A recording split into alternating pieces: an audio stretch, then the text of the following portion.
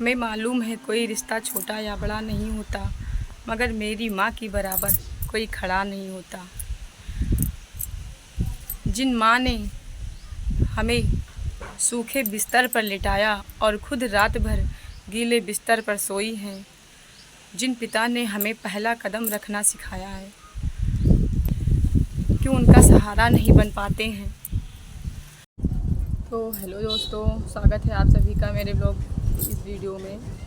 तो दोस्तों, इस वीडियो के माध्यम से आप लोगों को मैं बता देना चाहती हूँ कि एक दिन की बात है, मैं अपने दरवाजे के सामने खड़ी थी। तो उसी समय मतलब 3-4 दिन पहले की बात है, तो ज़्यादा धूप हो रही थी। अभी तो मौसम मेरे यहाँ का देखो अच्छा हो गया, बिल्कुल हवा भी चल रही है। तो जब मैं अपने दरवाजे के पास खड़ी थी, मुझे कहीं जाना था, तो मैं तैयार हो रही थी। तो उस वक्त मैंने एक दादी माँ को देखा, और प्लीज़ आप बातें मेरी ध्यान से सुनिएगा, ठीक है। मैंने माँ को देखा, दादी माँ को, वो डंडा लेकर चली आ रही थी मेरे इस खंजे के सामने से। तो मतलब ऐसी वो चाल चल रही थी कि जैसे मैंने एक नज़र पहले उनको देखा था, तो वो शायद यहाँ से यहाँ तक इतना ही चली थी, बाकी वो ज़्यादा चल नहीं पाती थी। तो मैंने गौर किया उनको कि उनके पैरों में चप्पल भी नहीं है और ये चल भी बहुत धीरे धीरे जाती हैं। तो मैं अंदर चली गई, लेकिन उसके बाद में मैं तुरंत फिर दरवाजे पे निकली। वैसे ही देखा कि वो दादी माँ अभी यहाँ से यहाँ तक भी नहीं पहुँची थी। मैंने कहा क्या बात है। तो फिर मुझसे नहीं रहा गया। मेरी ममता ही माँ की ऐसी है, सब माँओं के लिए मेरी ममता ऐसी ही है, और शायद सबके लिए मेरी उदारता ही है। मैं बहुत ज़्यादा महान तो नहीं हूँ, लेकिन मेरा हृदय उन लोगों के लिए हमेशा तत्पर रहता है जो बूढ़े माँ बाप होते हैं, जो बच्चे छोटे होते हैं, जो उन परिस्थितियों में होते हैं जिनकी हम कोई मदद कर सकते हैं तो हम शरीर से करते ही करते हैं। तो मैं बता दूं कि वो माँ जब जा रही थी, तो मैंने उनको देखा इस अवस्था में कि मतलब क्या बताऊँ, मेरी अंदर तक जो रूह मतलब है ना, उस मेरी आँखों से नहीं, मतलब रूह से आंसू निकलते हैं मेरे हृदय से। तो माँ को देखा, वो डंडा लेकर चली आ रही थी, उनके पैरों में चप्पल नहीं थे, और बहुत तेज़ की धूप थी दोस्तों। इतनी तेज़ धूप थी कि उसके एक दिन ही बाद मेरे यहाँ खूब सारी बारिश हुई, इसीलिए हो सकता है इतनी तेज़ धूप थी। तो मैं जब दादी माँ के पैरों में ना तो चप्पल थे और ना माँ सही से देख पा रही थी पूरी रास्ता को। मैं क्या बताऊँ फ्रेंड्स, वो क्यों जा रही थी, बस मेरे मतलब मुझे नहीं देखा गया तो मैंने बोल ही दिया, क्योंकि मैं उनको पहचानती नहीं थी दादी माँ को कि वो कौन है, वो कहाँ रहती हैं। बस मैंने पूछा कि दादी आप कहाँ जा रही हो। तो दादी बोली कि बेटा हम रोड तक जा रहे हैं। तो हमने कहा दादी रोड पर जा रही हो, ऐसे काहे जा रही हो रोड पर, कुछ चप्पल वप्पल पहन लो पैर में। तो दादी बोली नहीं बेटा, हम चप्पल वप्पल नहीं पहन पाई थी, हमारे पैर में बड़ी दिक्कत है, इसलिए नहीं पहन पाए। हमसे दादी कहा ही गया, कुछ बीमार उमार रहते हैं, चलो सोचें कि हमारी माँ भी बुढ़ी हैं इसीलिए नहीं पहन पाती होंगी।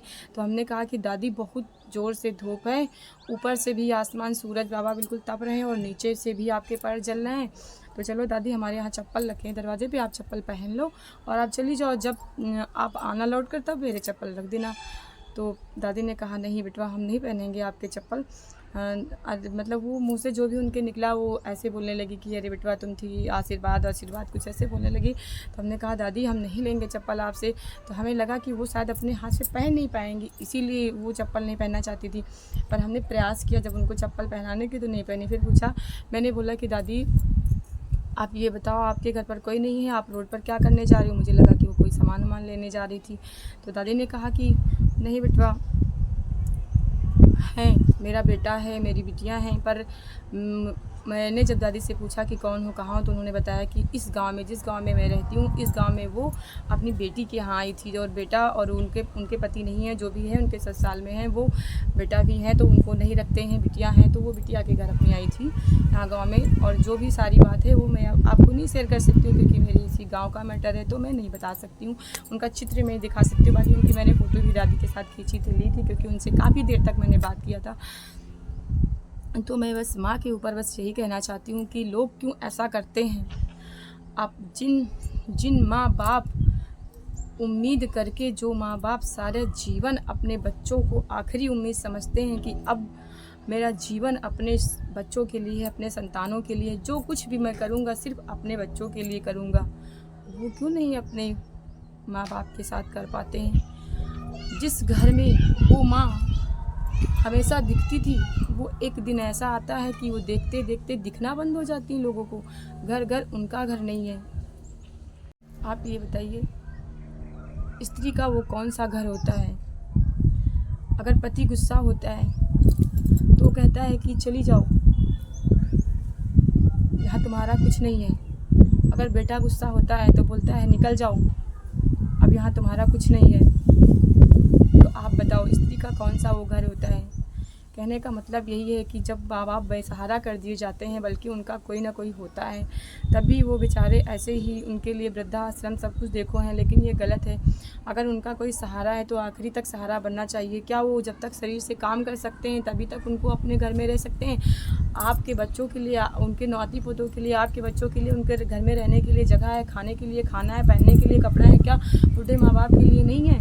मैंने अपनी आंखों से देखा, ये कोई मनगढ़ंत कहानी नहीं है। बहुत कहानी देखी, यहाँ तक कि अपने गांव में, अपने मायके में लाठी से माँ का सिर फोड़ते हुए देखा है, जो खून निकल रहा था सिर से।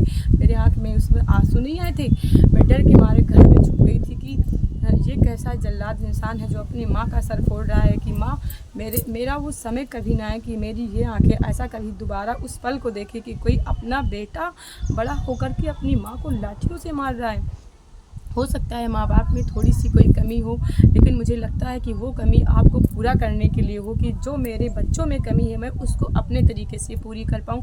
हो सकता है इसीलिए माँ बाप कभी कभी गलत हो जाते होंगे, क्योंकि सारे लोग ऐसे एक जैसे नहीं हो सकते, ना माँ बाप ना उनके बच्चे। तो मैं बस यही बताना चाहती हूँ कि वो दादी माँ को मैंने बहुत समझाया कि अगर किसी ने कुछ कहा है आपके घर में तो आप नाराज़ हो तो कोई बात नहीं, आप चलो लौटो और अपने घर जाओ। गिर जाओगी क्योंकि रास्ता कच्चा है और कच्चे रास्ते में गड्ढा गड्ढी बारिश भी हुई थी तो बोझा कीचड़ सब था।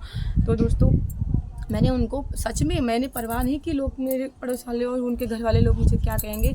मैंने माँ जी को, दादी माँ को पकड़ा और पकड़ करके उनका डंडा पकड़ा और सामने यहाँ मैंने अपने दरवाजे के सामने बैठा लिया। तो मैंने पूछा, उन्होंने बताया कि बिटिया जो है हमारे यहाँ बिटिया के यहाँ लोग भगा रहे हैं और दादी मेरी बेटी तो बहुत कम कुछ कहती हैं, लेकिन उनके बच्चे जो हैं बहुत कुछ कहते हैं। मेरे दामाद भी मुझे कुछ नहीं कहते हैं, लेकिन हमने ये कहा कि अगर उनके बच्चे कहते हैं, मतलब उनकी नाती आती कुछ कहते हैं, तो बिटिया को समझाना चाहिए कि बच्चों तुम ऐसा नानी माँ को क्यों बोल रहे हो, उनका सहारा आखिरी तुम ही हो, तो क्यों ऐसा कह रहे हो। आप सोचो कि अपना घर छोड़कर इस घर में आई हो, अगर यही लोग इनको भगा दें तो उनको कैसा लगेगा। अपने लोग कुछ कहते हैं तो सच में बहुत बुरा लगता है, और भले ही दूसरे लोगों का कहना इतना बुरा ना लगे। तो मेरे आंखों में उस वक्त खड़े खड़े देखते देखते बिल्कुल आंसू आ रहे थे। मैं रो पड़ी कि इतनी तपन की धूप और पैरों में उस माँ के चप्पल नहीं है और डंडा का सहारा है जो कोई उनका सहारा नहीं है। जिन माँ ने कभी सोचा होगा कि मेरा बेटा बड़ा हो जाए तो मैं पैरों में चप्पल पहनाऊंगी, वो भी वो चप्पल नहीं जिसमें सीटी बजती है, वो चप्पल पहनाऊंगी, और वही बच्चे आज पैरों में चप्पल ही नहीं, नंगे पैर चलने के लिए बेसहारा छोड़ देते हैं। तो दादी माँ से जो भी बात थी, मैंने कहा दादी आप गुस्साओ नहीं, आप घर जाओ।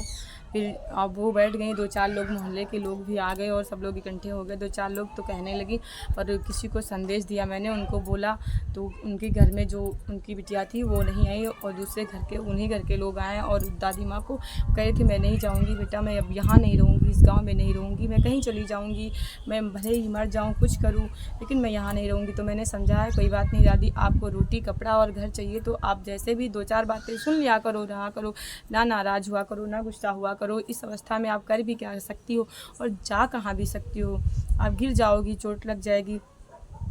तो दोस्तों, मैं बस आप लोगों से यही कहना चाहती हूँ कि आपका कर्तव्य क्या है माता पिता के प्रति, आपका फ़र्ज़ क्या है, आपका धर्म क्या है, आप प्लीज़ उसे मत भूलिए। वरना जो आज जो दादी माँ के साथ हो रहा है ना, कल हमारे भी साथ हो सकता है, हमारे भी बच्चे हमारे साथ ऐसा कर सकते हैं। ये मत सोचिए कि मैंने पढ़ा लिखा दिया है, मेरे माता पिता ने बहुत मेहनत मजदूरी की है, या फिर वो नहीं की, वो अमीर रहे हों, कैसी भी उनकी स्थिति रही हो, ऐसा है। आप भी तो यही सोचते हैं कि मैं अपने बच्चों के लिए जो कर रहा हूँ क्या आपके साथ कल नहीं ऐसा होगा, हो सकता है। तो दुख इसी बात का है, आंसू भी इसीलिए मेरी आंखों में आते हैं, क्योंकि ऐसी अवस्था में प्लीज़ अपने माता पिता को कोई ना छोड़ें। भले ही अगर वो 2 शब्द कड़वे ही माता पिता बोलते हों तो सुन लेना चाहिए, क्योंकि उनकी ऐसी अवस्था होती है, जैसे कहते हैं बच्चे और वृद्ध लोग एक ही जैसे होते हैं, तो वो कोई गलत राह नहीं दिखाएंगे, आपको सही दिशा देने वाला पिता और जीवन भर ख्याल रखने वाली माँ ही होती है, और इसके सिवा कोई नहीं होता है। तो मुझे बहुत तरस आया दादी माँ पर और उनको समझाया भी। तो प्लीज़ आप लोग इस अवस्था में ऐसा ना करें। बहुत लोगों ने आपसे ऐसे मैटर देखे होंगे, कोई नई बात नहीं है, लेकिन मेरे आंखों की सत्य घटना है। कोई ऐसे बेसहारा ना छोड़े अपने माता पिता को। प्लीज़ यही मेरी रिक्वेस्ट है, अपना कर्तव्य करिए, अपना फ़र्ज निभाइए। बातें अच्छी लगी हों, बातें नहीं हैं, एक माँ की तरफ से मेरा हृदय है। तो प्लीज़ वीडियो को लाइक करिए।